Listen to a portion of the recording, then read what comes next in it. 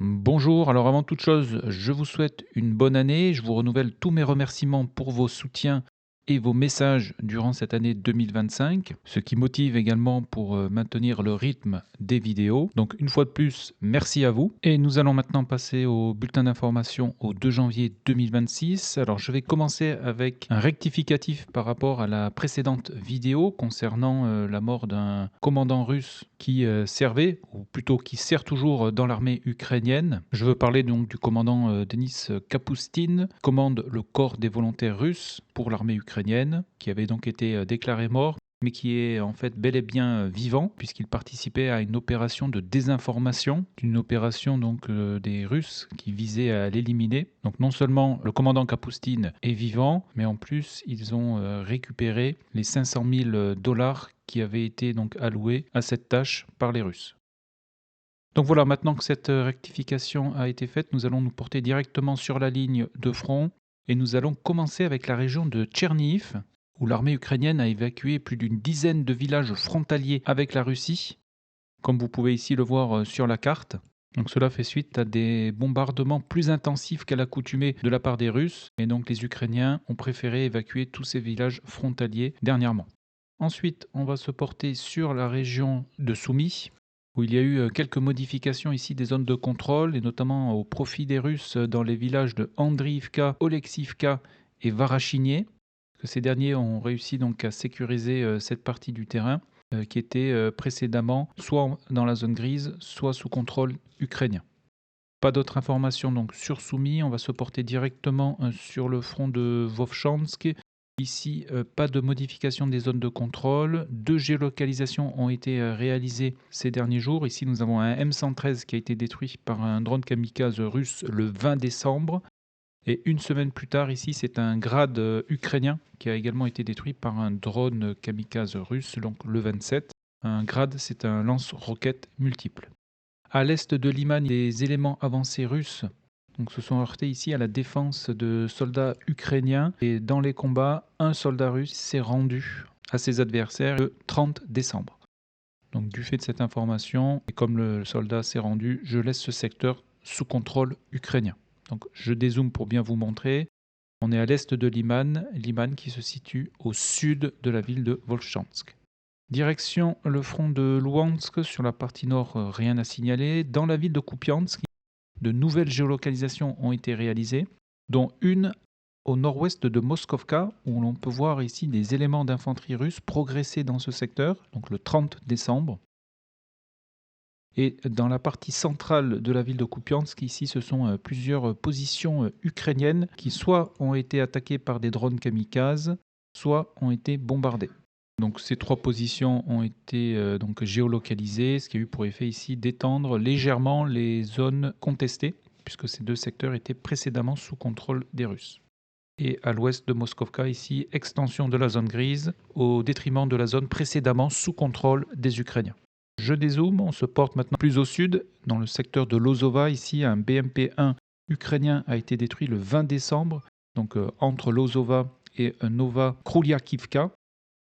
On se porte sur le sud du front de Louhansk, où aucune modification n'a été enregistrée ici. On se porte directement sur le front de Siversk, où on note des avancées russes, notamment dans les secteurs de Kuzminivka, Fedorivka et de Pazeno. Ce dernier village ici est passé sous leur contrôle. Je dézoome pour bien vous montrer où on se situe. Donc le secteur de Siversk est entre le front de Louhansk sur le nord et le front de Konstantinivka plus au sud. Ces derniers jours, les Russes ont particulièrement visé les infrastructures énergétiques ukrainiennes, notamment entre Kramatorsk et Slaviansk. Ici, plusieurs géolocalisations ont été réalisées, comme vous pouvez le constater. Et ce sont donc essentiellement des sous-stations électriques et des transformateurs qui ont été ciblés dans ces différentes attaques, ainsi que 3 éoliennes qui se situaient donc plus à l'ouest, ici exactement. 1, 2 et 3. Ensuite, on se porte vers le front de Konstantinivka. Le sud-est de la ville est toujours contesté. Ici, ce sont 2 positions russes qui ont été bombardées le 31 décembre. Et notamment cette position-là qui constitue, à mon niveau, la position la plus avancée des Russes dans ce secteur jusqu'à maintenant.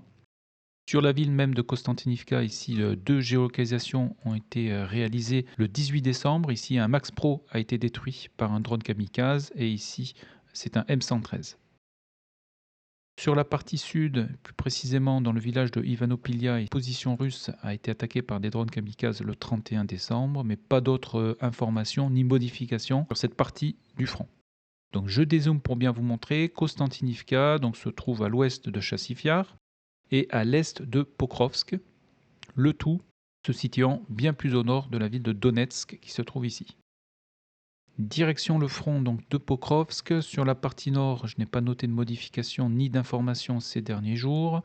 Sur Rodinsky, le 25 décembre, une carcasse d'un VBL ukrainien a été filmée, donc dans le sud de la localité. Et dans la partie ouest, une position russe a été attaquée par des drones kamikazes ukrainiens le 31. Sur le secteur de Pokrovsk, j'ai noté une sécurisation du terrain sur la partie nord de la ville. Et dans ce secteur donc, de Pokrovsk, à mon niveau, il reste ici un quartier dans la zone grise, ainsi que le quartier de Rivne. Et concernant Mirnorad, je n'ai pas noté d'avance russe dans la poche ukrainienne. Nous arrivons maintenant sur le front de Dnipro, et plus précisément dans le secteur de Oudachnie, où les Russes ont progressé ici le long de cet axe, qui a donc été sécurisé. Et ils sont toujours présents dans cette zone industrielle, puisque une de leurs positions a été attaquée le 31 décembre par un drone kamikaze ukrainien.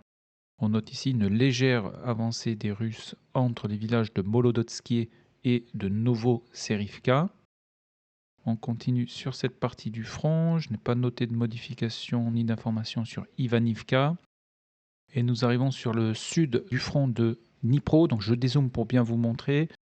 Donc le front de Dnipro part d'ici, donc de l'ouest de Pokrovsk jusqu'à Oulialpol. Sur sa partie sud, dans le village de Dobopila, des combats ont toujours lieu. Une vidéo a été publiée hier dans la journée dans laquelle ici des fantassins ukrainiens prennent d'assaut cet abri depuis lequel un soldat russe s'est rendu. Le village de Dobopila reste disputé avec ses dernières géolocalisations un avantage aux Ukrainiens. Et dans la ville de Oulialpol, je n'ai pas noté de modification suite à la dernière vidéo. Par contre, il est à noter que le village de Zalinichnie, qui se trouve ici, donc à l'ouest de Oulialpol, a été particulièrement bombardé par les Russes, ce qui peut présumer une prochaine attaque terrestre dans cette direction. Et au sud de la ville de Oulialpol, la carcasse d'un M1117 a été filmée le 29 décembre sur cet axe exactement. Donc voilà pour le front donc, de Dnipro. On se dirige maintenant sur le front de Zaporizhia où on note une avancée de l'armée russe dans le village de Bilo-Iria qui se trouve ici, attaque qui a eu lieu le 1er janvier 2026. Un peu plus de la moitié du village est maintenant sous leur contrôle. Et sur la partie ouest, pas de modification des zones de contrôle. À noter ici que le 30 décembre, la carcasse d'un Humvee a été filmée au nord-est du village de Stepovie. Je vous parlais donc des attaques sur les infrastructures énergétiques ukrainiennes entre Slaviansk et Kramatorsk. Dans l'est de la région de Dnipro, là également, des sous-stations électriques ont été touchées par des drones russes, notamment une au sud-est de Pavlorad et une autre plus à l'est encore. Et avant de nous rendre dans la région de Kherson, dans le sud de la région de Zaporizhia, et plus précisément à l'ouest de Mariupol, et dans un ordre chronologique, un bouc russe a été détruit le 26 décembre à l'ouest de la ville par un drone kamikaze ukrainien. Et ici, c'est un hub de Guéran qui a été touché le 30 décembre par des drones ukrainiens, notamment là où des Guéran sont entreposés avant le lancer, donc au nord de la localité de Manouche. Ensuite, on se rend sur la région de Kherson, où dans la partie qui est contrôlée par les Russes, les autorités locales ont fait état d'une frappe de drones ukrainiens dans la nuit du 31 décembre sur la commune de Korly, où un café aurait été touché, qui aurait fait, donc selon ces autorités, 24 morts et 50 blessés.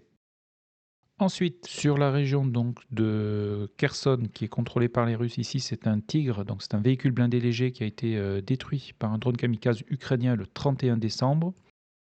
Et là également, dans la région donc, de Kherson, sous contrôle des Ukrainiens et dans la région de Mykolaïv, des infrastructures énergétiques ont été touchées par des drones russes. Toujours dans cette journée du 29 décembre, ici c'est une sous-station électrique une autre sous-station électrique qui a été touchée dans la ville de Mykolaïv, ainsi qu'un dépôt de carburant qui a également été touché au nord de la ville. Je dézoome.